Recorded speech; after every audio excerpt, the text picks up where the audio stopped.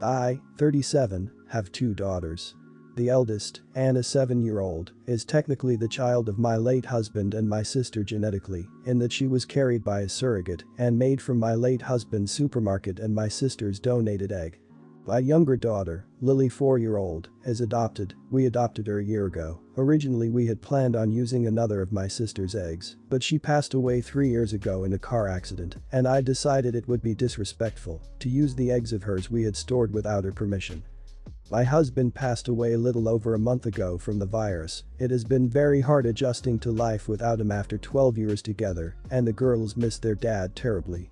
I am lucky that my family was well off, and when our parents passed away my sister and I were given nice nest eggs, and I have an excellent job that pays mid-six figures that I thank our lucky stars for every single day. Shortly after my husband's death, his brother and wife reached out to me asking if they could stay with me for a couple of months as brother-in-law had lost his job and they could no longer afford their flat. In addition, their young baby had a bad lung infection that was draining every spare cent they had. My house is only 4 bedrooms, but of course, I let them move in. There were problems from the start.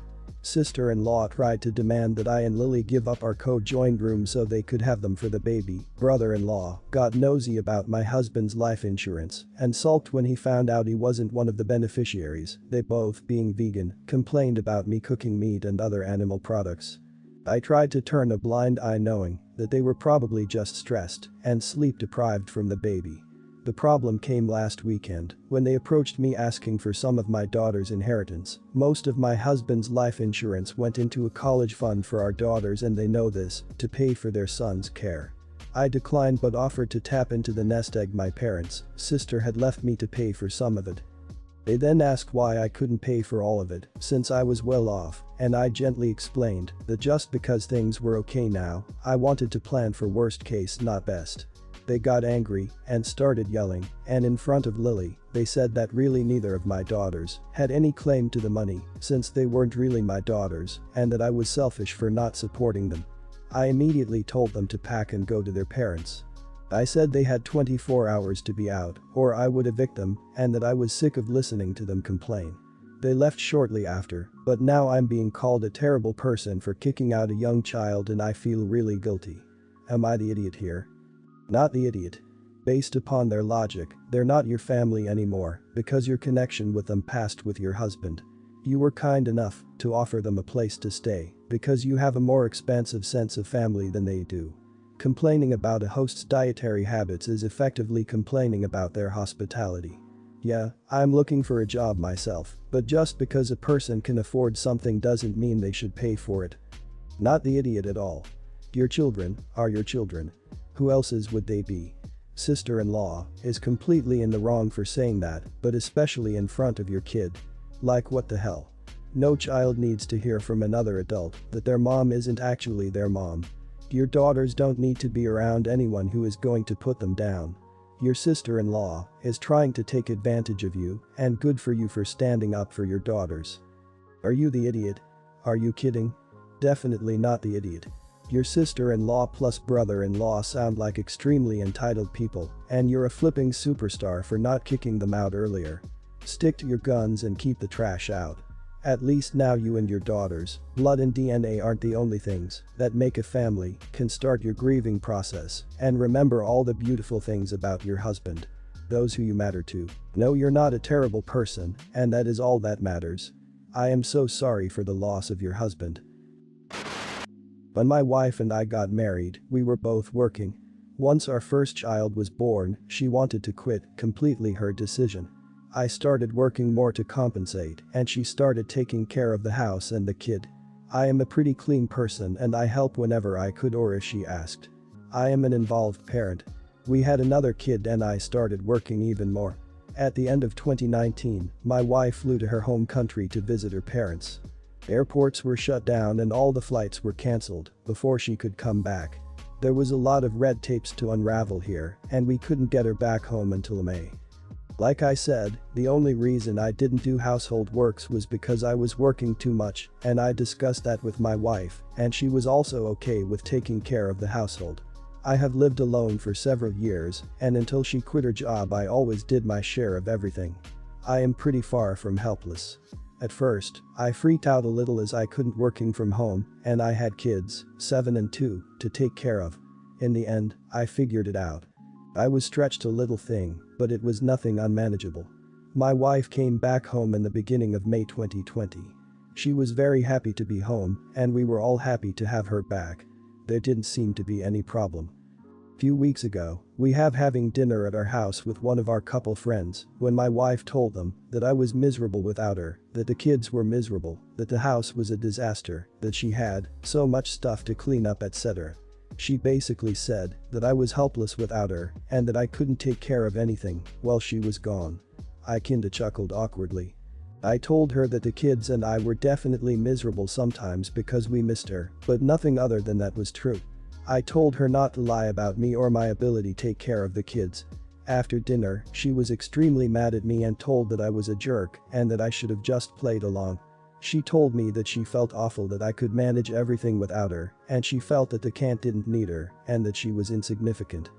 I obviously tried to tell her that it wasn't the case, but she kept yelling at me and made me sleep on the couch. Here is the thing. Just because she isn't employed doesn't mean she can't work or doesn't know how to work. Similarly, just because I don't do things now doesn't mean I can't do it. I think it's demeaning to have me pretend that I am a man-child who has to be babied or doesn't know how to do basic things or cannot take care of my own children just so that she can feel better about herself. I don't think it right to portray me as an incompetent person because she feels insecure. However, she is still really upset and I am not so sure anymore. Am I the idiot? Am I the idiot for not going along with the lie? Not the idiot. Your wife wanted to make herself feel better by bringing you down in front of her friends and then expecting you to go along with it. It's not like she discussed this with you before you both had dinner with the friends. She's mad because she got caught in her own lies and it's her own fault. She's being unreasonable and it's not your fault you stepped up even more when she was unavailable. It sounds like she needs to seek help for those insecurities. Not the idiot. I always speak up for my husband and relay all the things he has done for me and for our child. I let people know he is an exceptional father, husband, and helper. Your wife is supposed to be your advocate and she is an idiot majorly for insulting you and trying to pass it off as a cute little man-hating joke. That's just me. I have left at least 3 friend groups in my 5-year marriage because all the women wanted to do was sit around and fuss about their husbands and try to belittle me for refusing to do the same. You deserve better treatment, OP. Not the idiot. People have outlined all the reasons above. The one thing I'll say is that if you actually mention lying in front of your friends, that's a little bit idiot. You could easily say, well, it wasn't quite that bad, we managed okay, but we definitely missed you, which still corrects the story, but doesn't actually publicly call her a liar. So that's the one thing I think you could have done better. But definitely not idiot for correcting the overall story. Background. I adopted my dog, Tank, when I was 20. He had minor issues, leash walking and prey drive. Issues I fixed. This dog is a saint, never bit anyone or shown aggression. He is a very well-trained dog. He's now 5 years and 60 pounds. Now, my boyfriend, 24, and I, 24, live in an apartment with my dog. We moved in together last year, but we've been dating for 4 years. In December, my boyfriend's mom invited herself to come visit in July, provided everything is good by then. Now when she decided this, we were under the impression she would stay at a hotel or something. We live in a small, 2-bedroom apartment, but we use the second room as a shared office space. But whatever, we'll deal. We can throw in a bed and move the room around. But 3 weeks ago, she was talking to my boyfriend saying she would be staying for 2 weeks because she wanted to sightsee, we live in a city, and because she really wanted to be with us. I could tell he was happy about this because he misses her and he doesn't get to see her a lot because we live far away from her. I wasn't going to argue with it, I know it makes him happy. But then she called again last week. And she told my boyfriend she wouldn't feel comfortable if Tank was in the apartment with her because he's big and you can't trust dogs like that. She said she didn't feel comfortable with his size or breed. She said that he could be unpredictable because I got him at a year old and don't know about his past. She asked my boyfriend if he would have my dog boarded the whole time while she was here. He brought it up 3 days ago, and I immediately said no. He asked me if I would think about it, and I said I know again. Now he's angry with me. I'm fine with her staying with us. Fine with her staying for 2 weeks. Fine with having to move our office around and buy a bed to accommodate her. I'm fine with her staying here by herself while we're at work. I'm fine with all of that. But I draw the line at leaving Tank at a boarding facility for 2 weeks straight. I've never done something like that with him. I don't want to risk anything. I even looked into it, just at the pricing, and it's too expensive. This is his home, he deserves to stay here. I've never had a problem with her before, but this is ridiculous. She's never met Tank in person before, but she gets a lot of pictures and videos of him. And when we video chat with her, sometimes he joins in. She's never said anything about her concerns before. I feel like she's judging him before she even meets him. He isn't a bad dog. But she doesn't want him at the apartment while he's there at all. Am I the idiot because I won't board Tank while she visits? Not the idiot. Your boyfriend's mom is planning to be a guest in a home where a dog is one of the residents. It is Tank's home. If she feels uncomfortable sleeping in a home with Tank, boyfriend's mom needs to be the one to board herself at a hotel. She doesn't get to demand that Tank leave any more than she gets to demand that you leave. If your boyfriend has a problem with that, he should go stay in the hotel with her. Not the idiot. If she doesn't want the dog there, which is already a huge ask, and out of line, she can at least offer to pay for the boarding. That crap is so expensive, I can only imagine how much it would cost for 2 weeks. If you invite yourself to someone's apartment, that's already kinda rude, but then insist that something that lives there leaves. Nah, that's entitlement. She either needs to put up with the dog being there or find a hotel. Not the idiot. Tank stays home. Also, if I were in your shoes I would be skeptical of leaving him alone with mom. Her baseless opinion of Tank would have me worried how she might treat him when no one is around. I would really try to push for her to get a hotel. With a pandemic situation, perhaps prices for a room might be cheaper than under normal circumstances. Or maybe you have a family member or close friend that can dog sit Tank. I don't like that because it feels like mom won, but if you share my concerns it might be worth it to avoid any bad interactions between the two. My father, 59, and I were never really close in the early stages of my childhood. He was always busy in work and had never taken proper care of me. All of that burden had fallen onto my mother, who did the best she could to put me through school. That all soon went to crap due to information about an affair with another woman, who is his current wife. I have very little memory of my father and I having actual conversations past the age of 12, and I could count on one hand the amount of times he visited me. He has never coddled me in my life and missed all my major life events, graduations, birthdays, and my engagement. Now my father had 2 kids with his now wife, one is 15 and the other is 6.